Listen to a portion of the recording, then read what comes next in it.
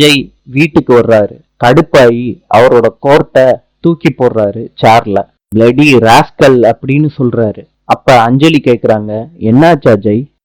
அஜய் சொல்றாரு, ஒரு rape accused பொண்ண கெடுத்திருக்கான், புரிஞ்சா தண்டனை வாங்கி கொடுன்னு என்கிட்டே அந்த அக்யூஸ்ட் சவால் விட்டுட்டு போயிருக்கான். போலீஸோட துப்பாக்கி எடுத்து அந்த இடத்துலயே அந்த அக்யூஸ்ட நான் சுட்டு கொண்டிருக்கணும். எனக்கு அப்படி கோவம் வந்துச்சு. அஞ்சலிக்கு அழுகையா வர ஆரம்பிச்சிருச்சு. அஜய்னு பொறுக்க முடியாம சொல்லிட்டு கட்டி பிடிக்கிறாங்க. அஞ்சலி, என்னாச்சு?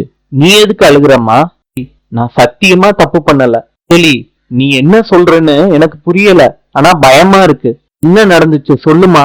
அஜய், நான் ஹோட்டல்ல தங்கி இருக்கப்ப எவனோ ஒருத்தன் என் கூல்ட்ரிங்க்ஸ்ல மயக்க மருந்து கொடுத்து என்னை கெடுத்துட்டான் அஜய் சொல்லிட்டு அஞ்சலி அழுதுகிட்டே கண்ணை முடிக்கிறாங்க. அஜயால இந்த விஷயத்த கேட்ட உடனே தாங்கிக்க முடியல.